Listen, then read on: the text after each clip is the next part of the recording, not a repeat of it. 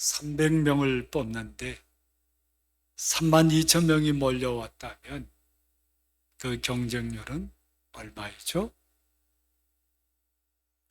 예, 약 107대 1쯤 되는 거죠. 요즘은 몇천 대 1의 오디션도 있다고 하지만 이건 분명 엄청난 경쟁률인 건 분명합니다. 하나님께서는 미디안의 폭정에 시달리던 이스라엘 백성들을 구원하시려고 기드온을 사사로 세우셨습니다. 기드온은 하나님의 뜻을 받들어 미디안과 싸울 군사들을 모집했어요. 그때 모여든 사람이 3만 2천 명이었습니다. 굉장히 많은 숫자 같죠. 그렇지만 상대 미디안의 군대 규모로 보면 아주 형편없이 작은 수였습니다. 그런데 하나님께서는 이스라엘 군사 3만 2천 명이 많다고 하셨어요. 하나님의 도우심으로 이스라엘이 이 3만 2천 명으로 미디안과 전쟁에서 이기면 이스라엘 백성들이 제 힘으로 이긴 줄로 여기고 하나님 앞에서 교만할까 염려하셨던 겁니다. 하나님 앞에서 교만하면 또다시 타락할 것이 너무나 뻔했던 거죠. 그래서 줄이고 줄인 숫자가 300명이었던 겁니다. 이 300명 이스라엘 사람들은 나름 경쟁을 통해서 하나님께 쓰임받는 사람으로 선택받은 사람들이었습니다. 하나님은 하나님의 일을 하고 싶다고 해서 아무나 다 쓰시지 않으십니다. 경쟁에서 하나님께 뽑힌 이 300명은 어떤 사람들이었습니까? 먼저 두려움을 이겨낸 사람들. 사실 전쟁에 선다는 것은 언제나 두려운 일입니다. 백전노장이라고 해도 전장이 두렵지 않은 것은 아닙니다. 전쟁은 어떤 경우라도 목숨을 걸어야 하는 것입니다. 사소한 실수에도 부주의에도 죽을 수 있는 게 전쟁이죠. 피 튀기는 전쟁의 두려움을 갖는 것은 너무나 당연한 일입니다.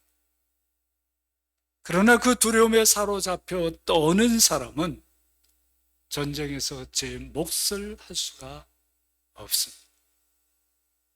많은 이유가 있겠지만 사람들이 두려움에 사로잡혀 떨게 되는 이유가 무엇이겠습니까? 그것은 결국 신앙적으로 보면 하나님에 대한 믿음이 없어서 두려워 떨게 되는 것입니다. 하나님께서 보호해 주신다는 믿음, 비록 전장에서 다치고 전사할지라도 그걸 통해서 하나님의 뜻이 이루어진다는 믿음, 결과가 어떠해도 순종하겠다는 믿음이 없으면 전쟁의 두려움을 떨쳐버릴 수가 없는 것입니다. 전쟁뿐 아니라 사람이 인생에서 겪게 되는 두려움도 다 그런 것입니다. 사람이 인생에서 두려워 떨게 되는 것, 결국은 하나님에 대한 믿음이 없어서 부족해서 흔들려서 그런 것이라 하겠습니다. 몇 해 전에 한 중2 소년과 이런 이야기를 나누었습니다. 제가 물었습니다.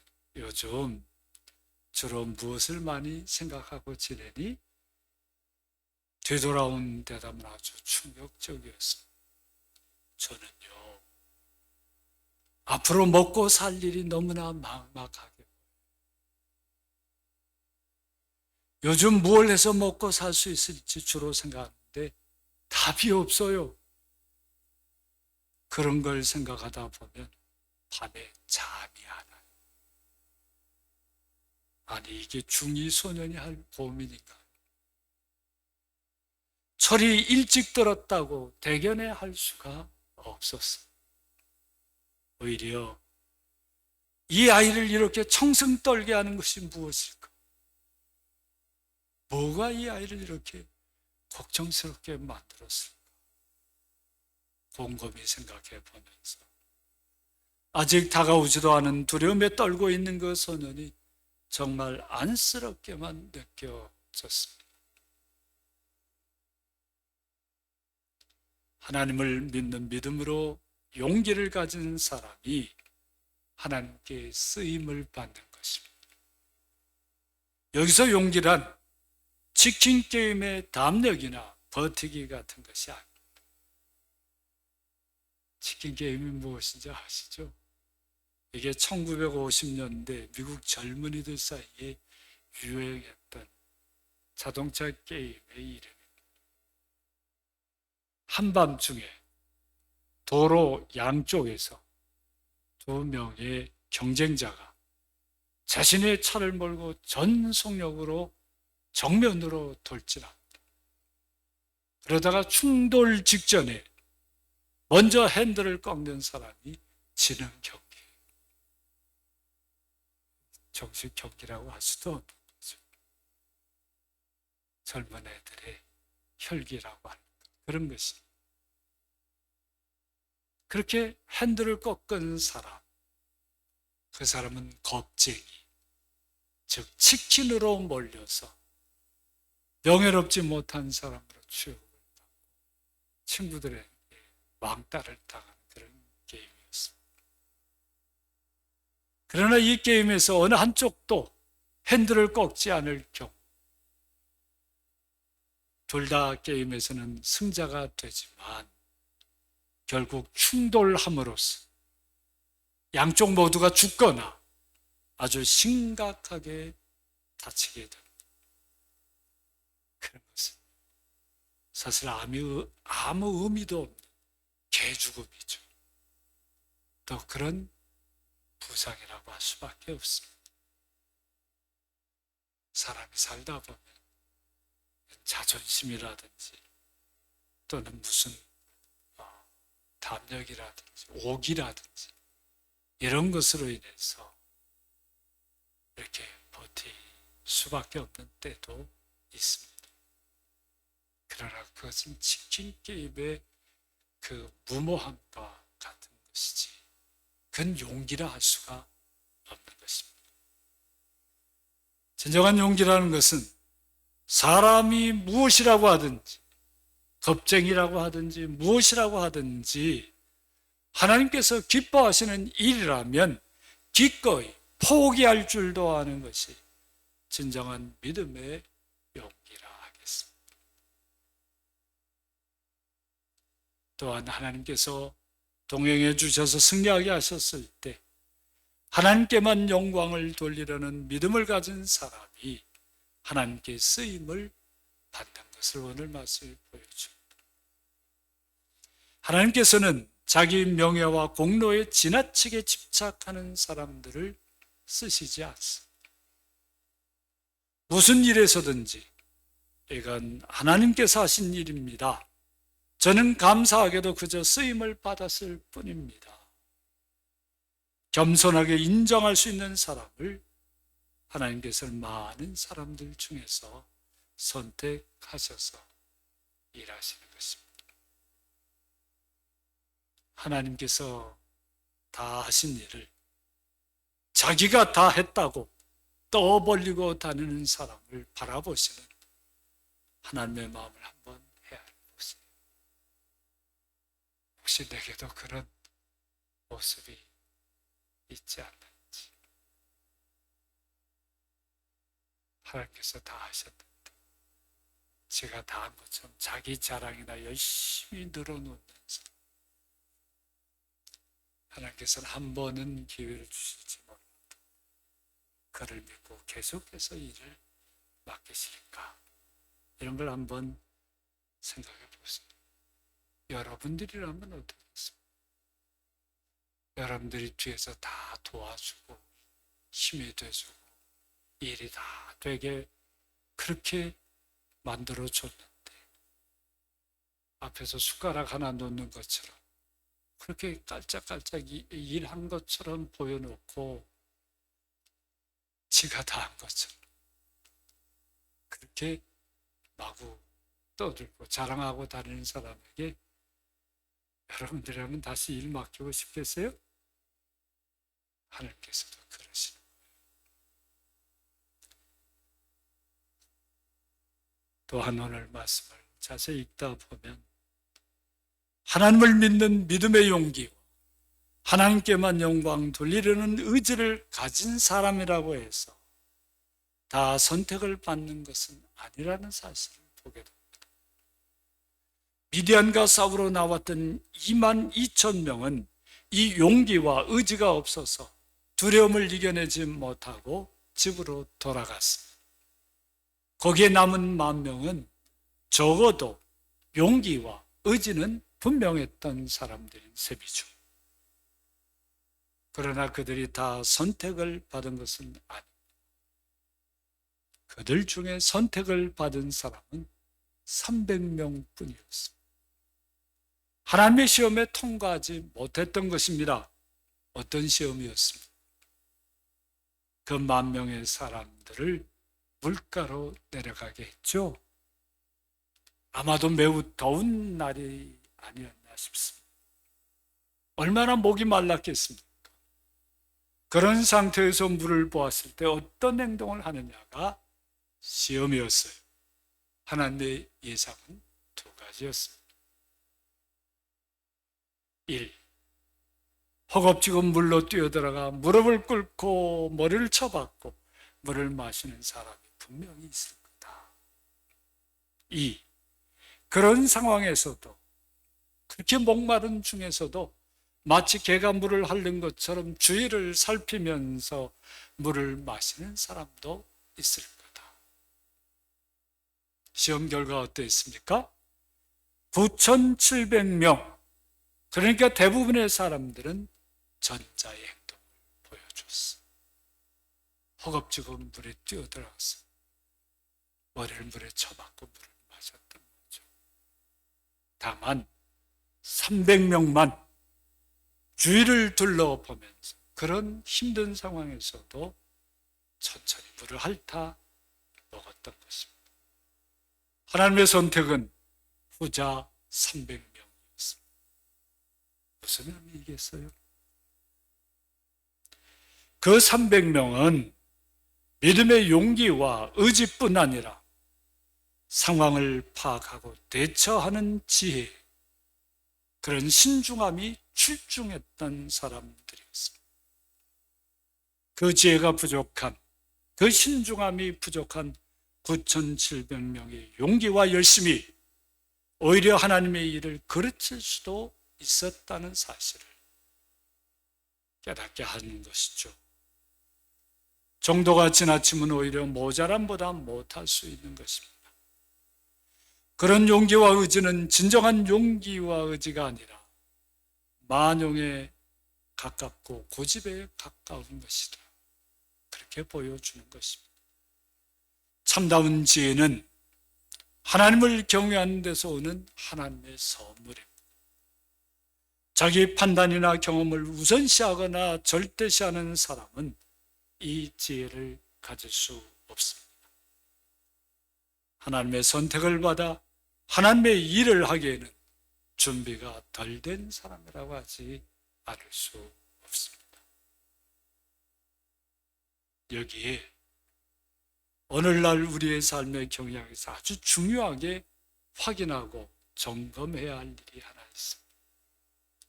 하나님의 선택을 받아 하나님께 쓰임받는 사람들은 누구와 경쟁해서 선택을 받는 것일까 하는 것입니다. 다시 말해서 믿음과 의지와 지혜에 있어서 누구와 경쟁하는 것입니까? 오늘날의 삶이 무엇을 하든지 경쟁을 빼놓고는 생각할 수도 없을 만큼 치열하기 때문에 그런 것입니다. 입학, 취업, 연애는 말할 것도 없고 아주 일상생활의 사소한 일에 이르기까지 과도한 경쟁 속에서 살아갑니다. 거기서 사람들 많은 상처도 받고 참 관계가 어그러지기도 하고 미워하기도 하고 별별 일들이 다 생기죠. 이런 면에서 하나님께 선택을 받은 이 300명은 과연 누구와 경쟁해서 이긴 것입니까? 집에 돌아가게 된 남은 9,700명과 경쟁한 것입니까? 곰곰이 생각해 보세요. 다른 이들과 경쟁하는 데에는 공정한 평가 기준이 있어야 하겠죠. 세상의 기준이 두 가지입니다. 상대 비교 평가 기준이라는 게 있고 절대 평가 기준이라는 것이 있습니다. 둘 다 장단점이 있고 쓰임새가 있긴 합니다. 그래서 이 둘 사이에 끊임없는 논쟁이 이어지고 있습니다. 그래서 그런 논쟁이 때로는 이 경쟁 자체에 회의를 갖게 하기도 하는 거예요. 그런데 하나님께 선택을 받은 이 300명은 절대평가도 아니고 상대평가도 아니었습니다. 이 300명은 다른 사람들과 경쟁한 것이 아니었습니다. 믿음의 용기와 의지도, 믿음에서 오는 지혜와 신중함도 오직 하나님과 자신과의 직접적인 관계의 문제였던 것입니다. 굳이 이걸 말하자면 이 300명은 자신과의 경쟁을 했다, 이렇게 말할 수 있겠습니다. 자신과의 경쟁에서 이긴 사람이 하나님의 선택을 받아서 하나님께 쓰임을 받게 된 것이라 하겠습니다. 정말 하나님께 쓰임을 받고 싶거든 다른 이들과 경쟁에 너무 과도하게 매달리지 마세요. 세상의 경쟁을 피할 수 없게 만드니까 경쟁을 하더라도 거기에 목매달지 말자는 것입니다. 오히려 하나님 앞에서 하나님께서 기뻐하시는 사람이 되도록 끊임없이 애쓰십시오. 꼭 경쟁을 해야 한다면 그렇게 자기 자신과 경쟁하는 것입니다. 자신과 경쟁에서 이긴 사람은 다른 이들과 경쟁에, 다른 사람들과의 경쟁에 어떻게 되든지 크게 마음 쓰지 않습니다. 다른 사람과 경쟁에 마음 너무 많이 쓰면 어떤 현상이 나타나는지 아시죠? 시기가 불끈불끈 솟아나고 질투도 하게 되고요. 심한 경우에는 모함까지도 합니다. 그런 일들 당하면 얼마나 속상해요. 또 그런 일들을 지가 하면 얼마나 씁쓸해요. 이겨도 이긴 게 아니에요. 그러나 자신과의 경쟁, 하나님 앞에서 바로 살려고 애쓰는 그런 중에 믿음의 용기와 의지, 믿음의 지혜와 신중함이 준비된 사람은 어떤 상황에서도 조용히 하나님께서 이끄시는 자신의 때를 기다릴 줄 알게 되는 것입니다. 결국 기도원과 함께한 이 300명이 한 이 전쟁은 어떻게 되었습니까? 자신과의 경쟁에서 이긴 이 300명이 헤아릴 수도 없는 그 수많은 미디안의 군대와의 전쟁에서도 하나님의 역사하심에 순종함 당당하게 이길 수 있었던 것입니다. 사랑하는 성도 여러분, 여러분은 자신과의 경쟁에서 승리해서 이제 여러분들이 이런 300명 중 한 사람이 되기를 축원합니다.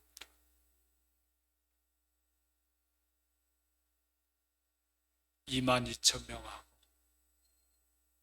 9,700명 중에 들어가지 마세요. 300명 중에 한 명 되세요.